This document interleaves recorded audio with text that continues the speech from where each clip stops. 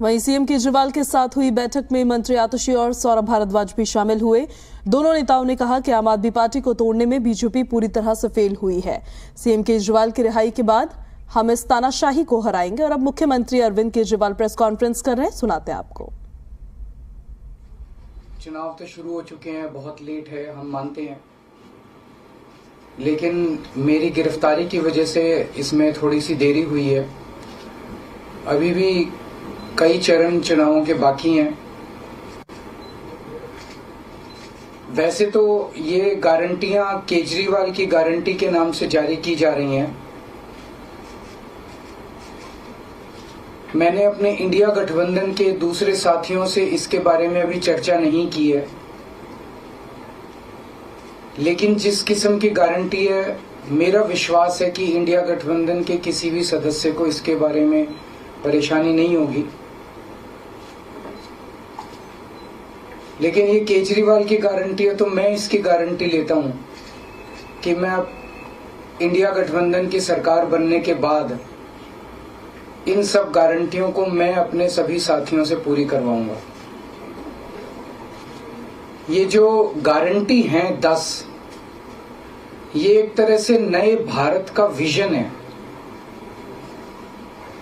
इनमें कई ऐसे काम हैं जो पिछले 75 साल में हो जाने चाहिए थे,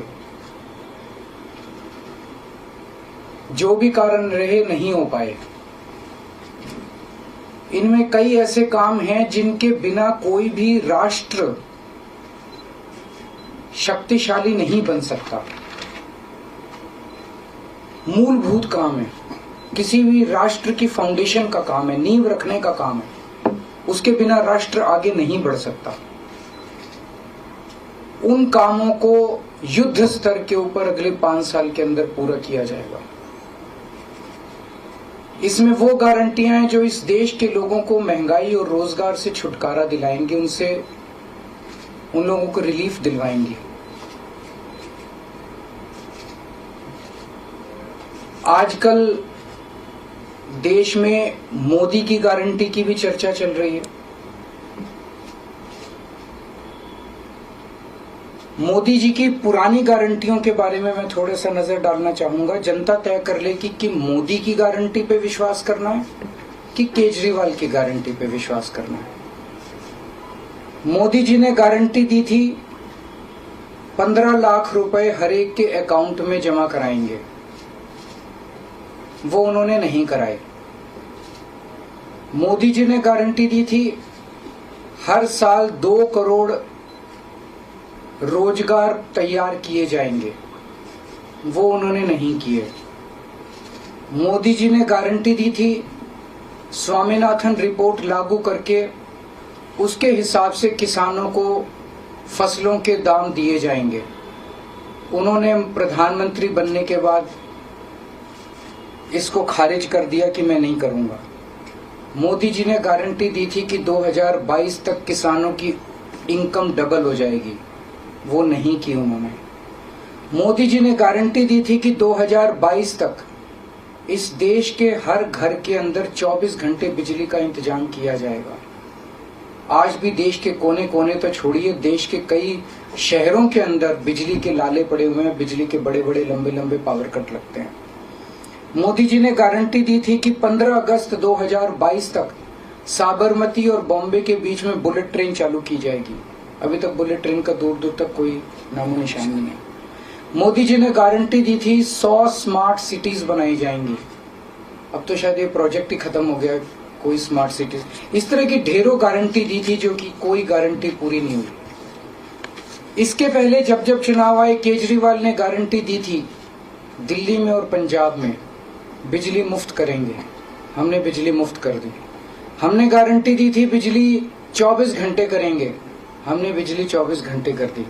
हमने गारंटी दी थी शानदार स्कूल बनाएंगे, हमने बच्चों की शिक्षा के लिए शानदार स्कूल बनाए।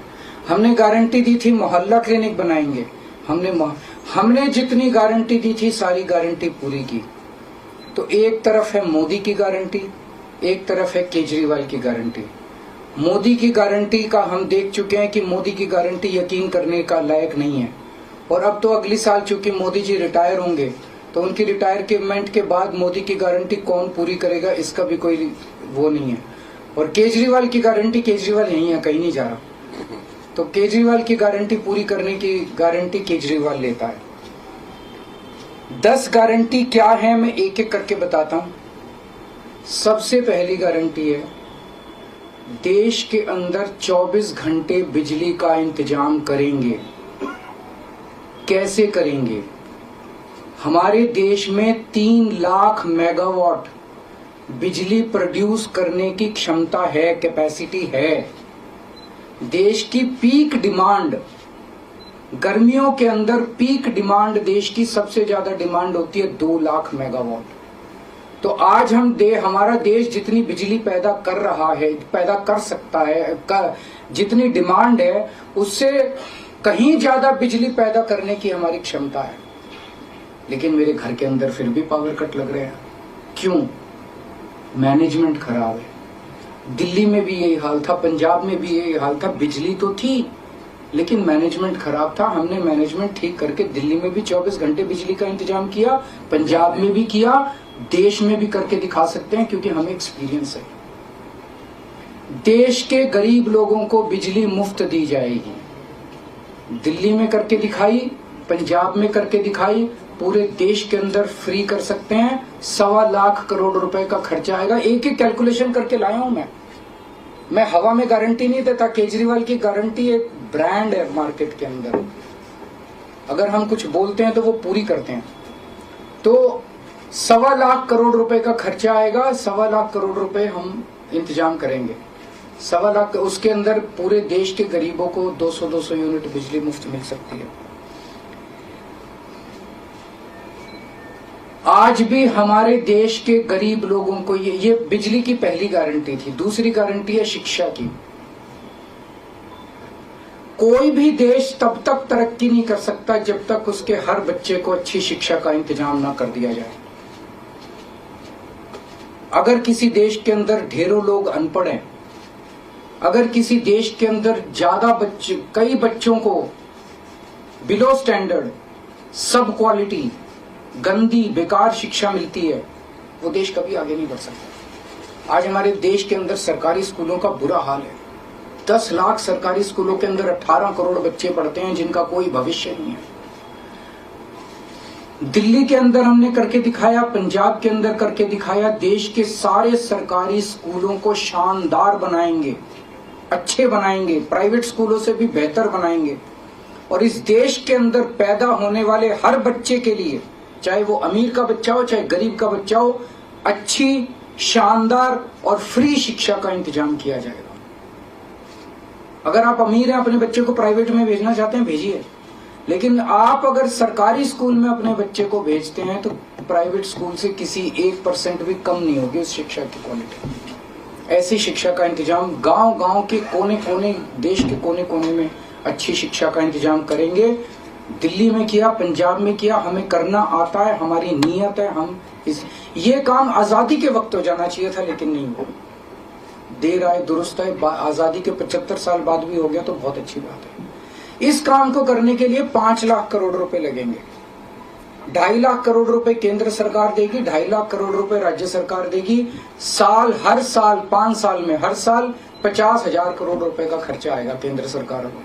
50,000 करोड़ तो कुछ भी नहीं। अगर 50,000 करोड़ रुपए सालाना खर्चे में मेरे देश के बच्चा अगर 18 करोड़ बच्चों को अच्छी शिक्षा मिल जाए, इससे अच्छा और क्या हो सकता है। तीसरा, स्वास्थ्य। अगर मेरे देश की जनता स्वस्थ होगी, बीमारी नहीं होगी, तो देश तरक्की करेगा। पढ़ी लिखी जनता होगी, स्वस्थ जनता होगी, तो ये 140 करोड़ लोग ही तो इस देश को आगे ले जाएंगे। कोई एक प्रधानमंत्री थोड़ी देश को आगे ले जाता है, जनता आगे ले जाती है। तो सब लोगों को अच्छे इलाज का इंतजाम करेंगे। आज अगर किसी को के घर में कोई बीमार हो जाए, बड़ी बीमारी हो जाए, सरकारी अस्पतालों का बुरा हाल है पूरे देश के अंदर और प्राइवेट वालों ने लूट मचा रखी है।